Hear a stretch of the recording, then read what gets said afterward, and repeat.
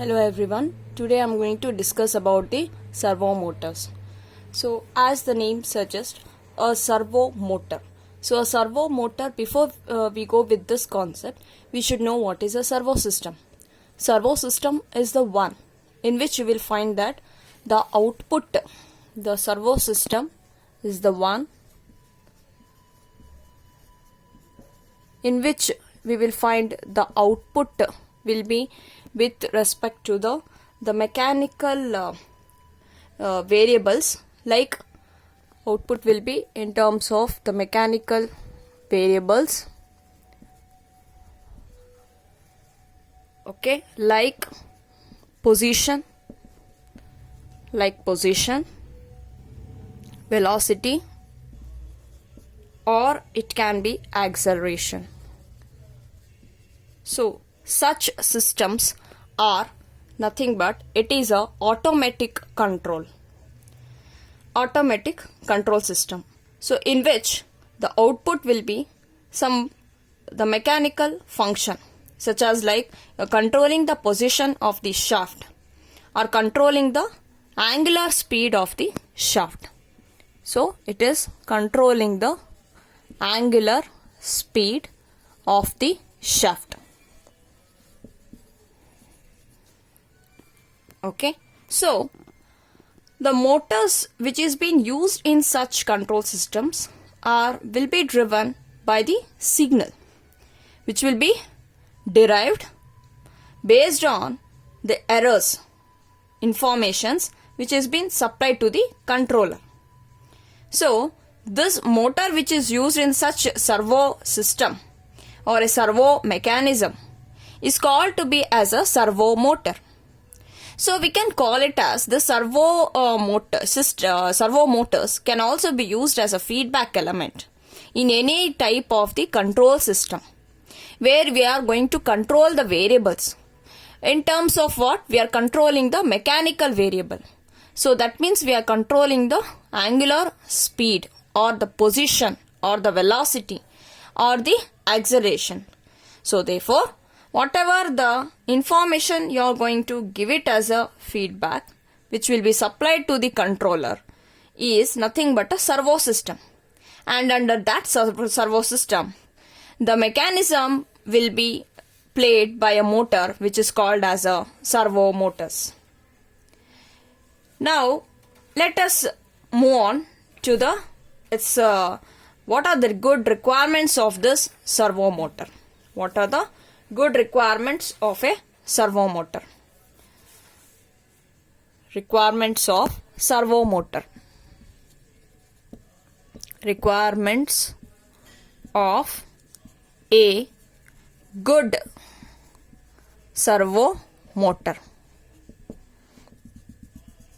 So the first requirement is the linear relationship between the electrical control by a signal and the rotor speed.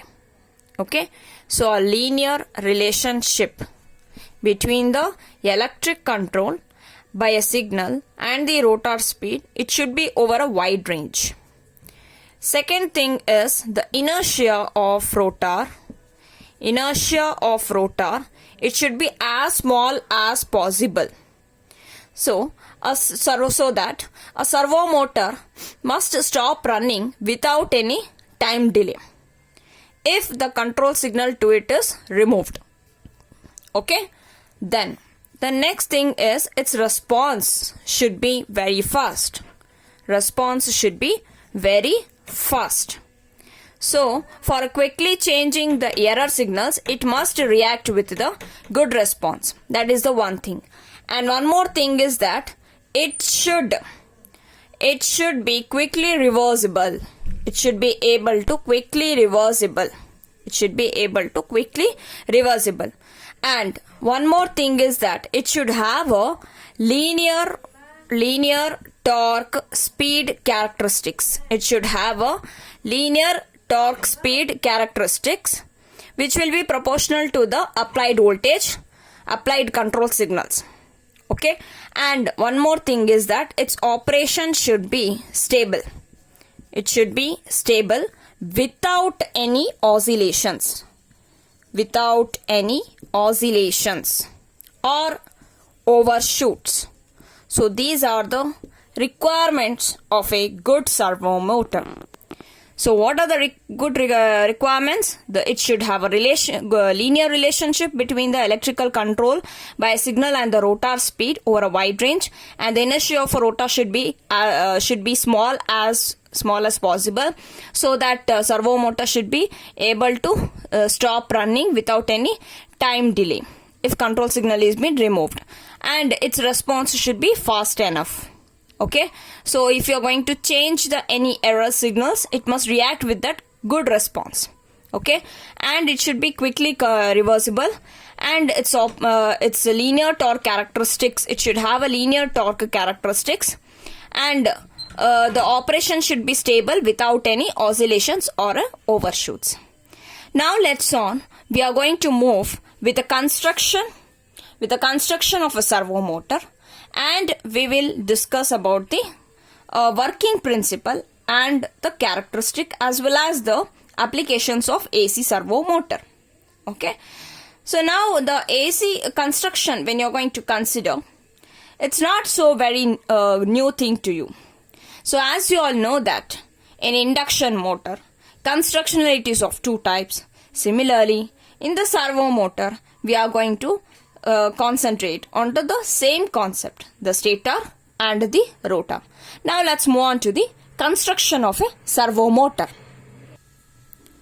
So it consists of the stator and rotor. So here the stator is going to carry the two windings, okay, uniformly, which will be distributed, and it is displaced by 90 degree in space from each other. So one winding is called as a main winding, or it will be the control winding, or it is called as a reference winding, that is here.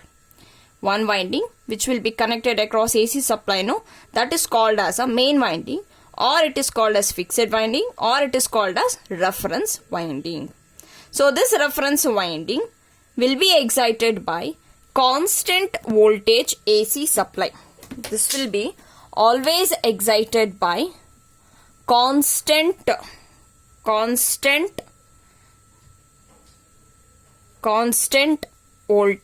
AC supply.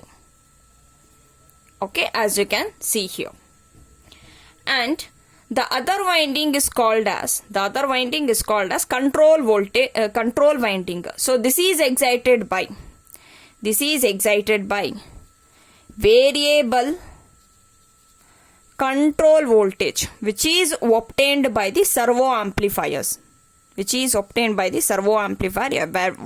you can see here.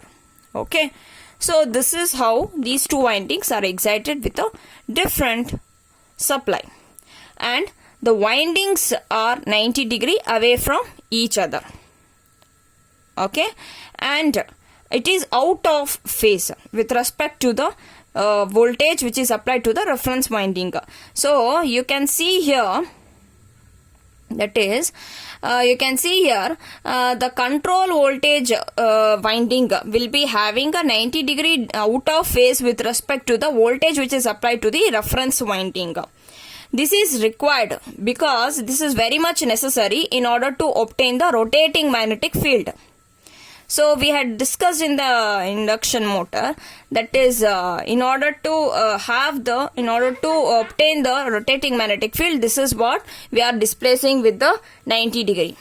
And in order to reduce the loading on amplifier, the input impedance, that is the impedance of the control winding, is increased in order to reduce some loadings.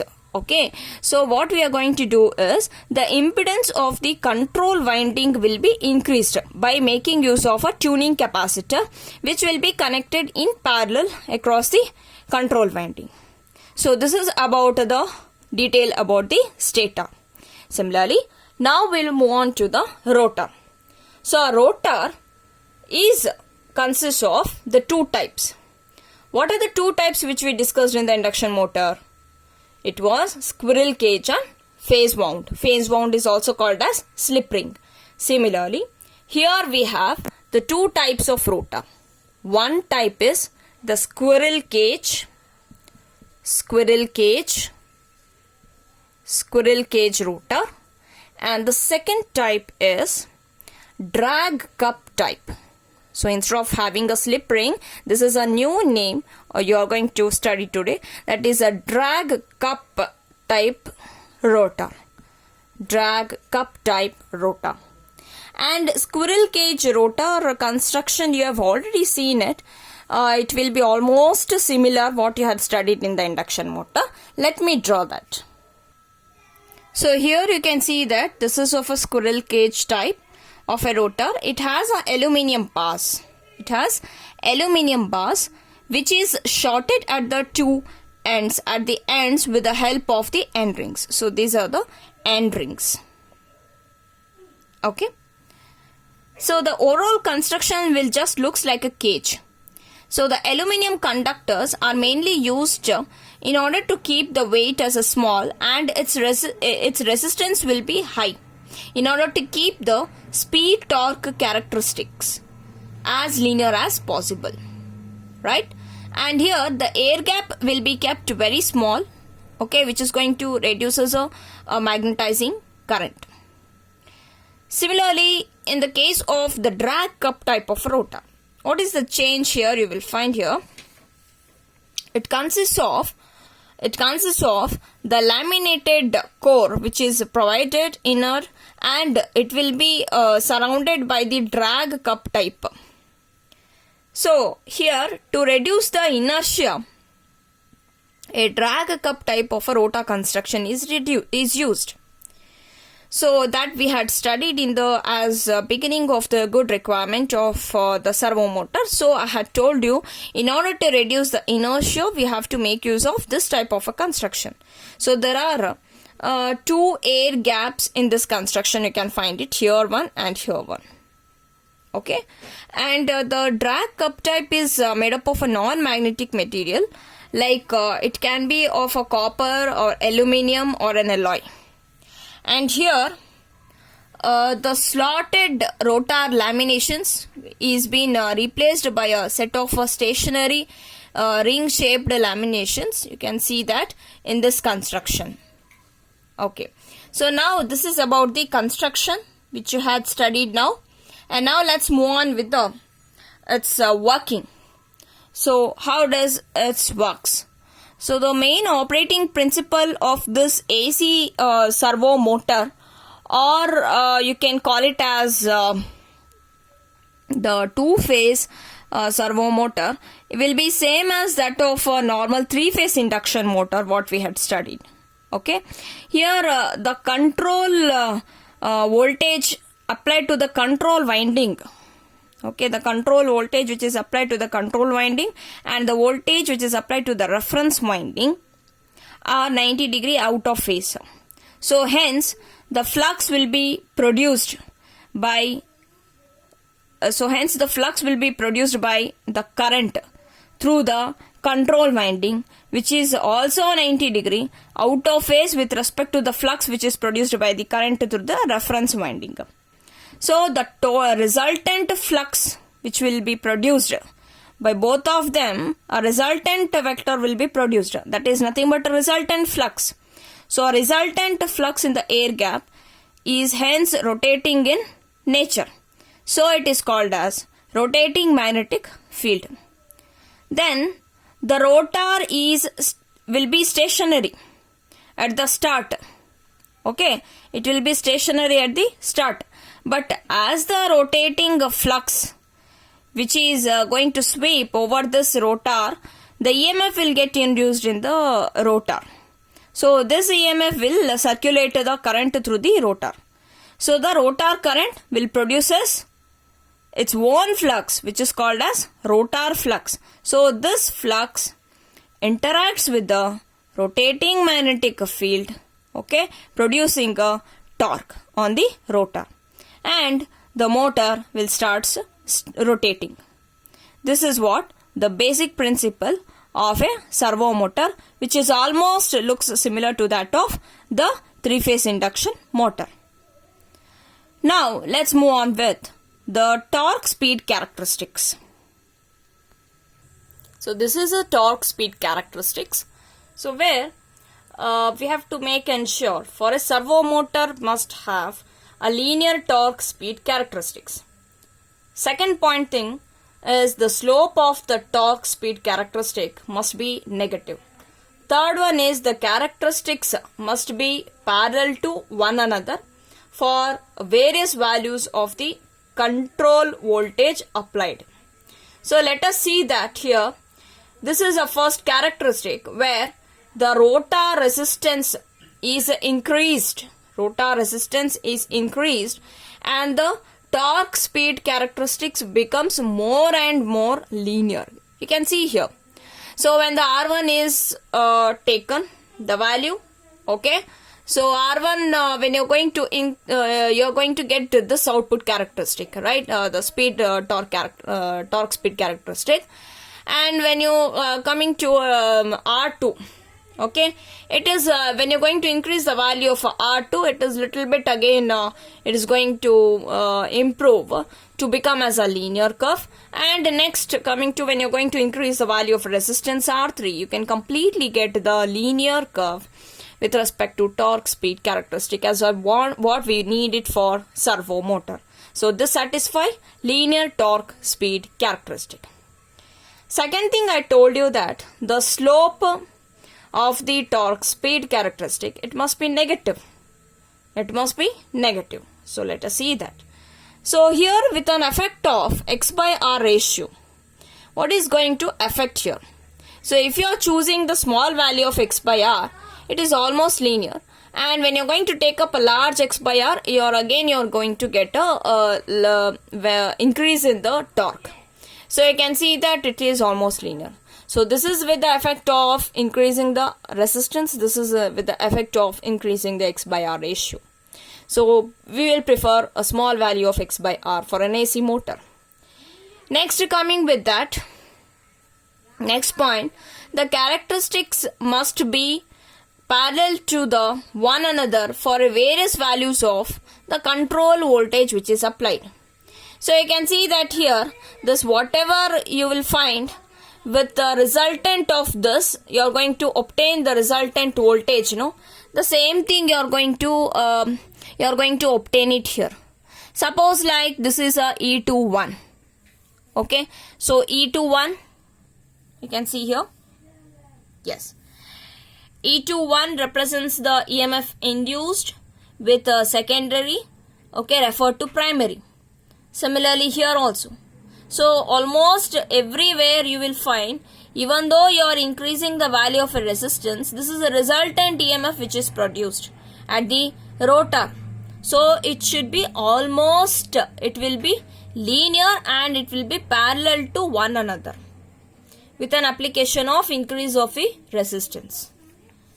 Okay. So here you can say that when you're going to design this motor, we have to get almost the linear torque speed characteristic. So a servo motor will rotate only with a detectable error which is going to occurs at a low voltage, and it will operate at very high speed.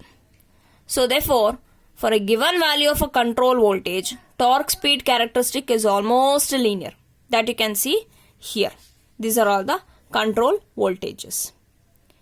This is the improvement of a linear characteristic with having all such errors. How you have linearized it. Okay, fine.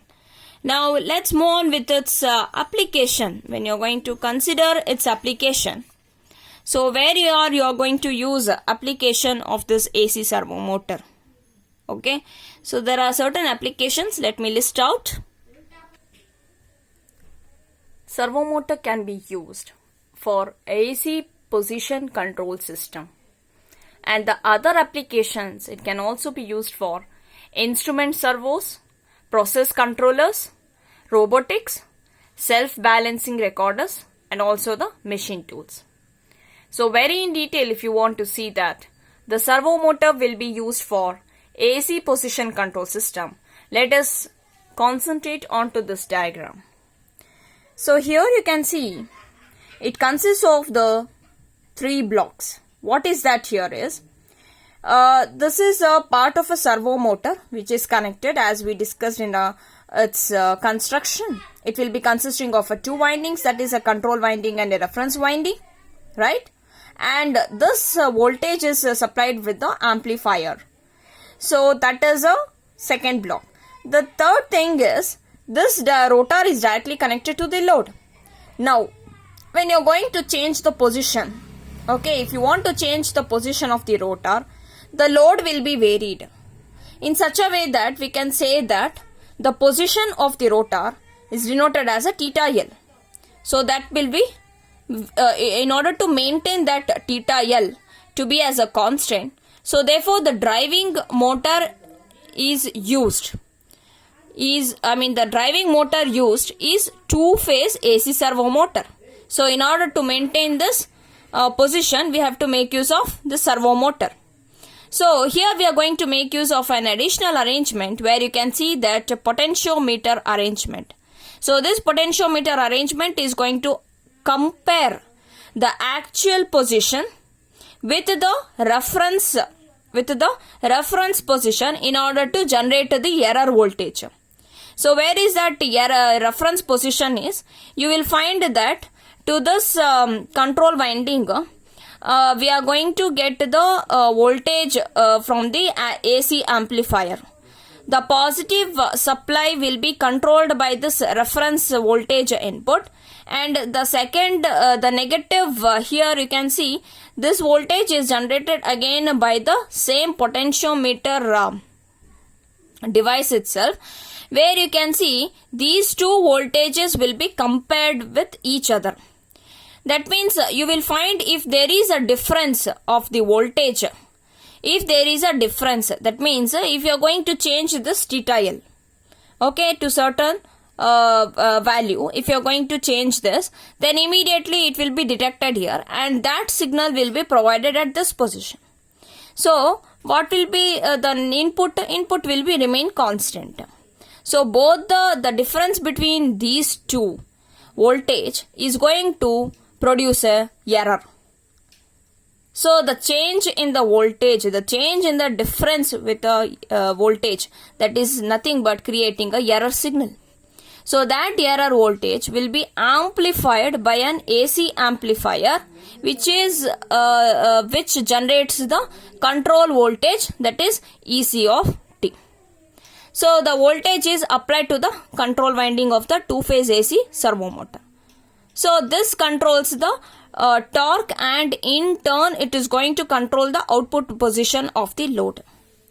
So here again it will check with the whatever the voltage you got here, the same voltage will be induced in the rotor.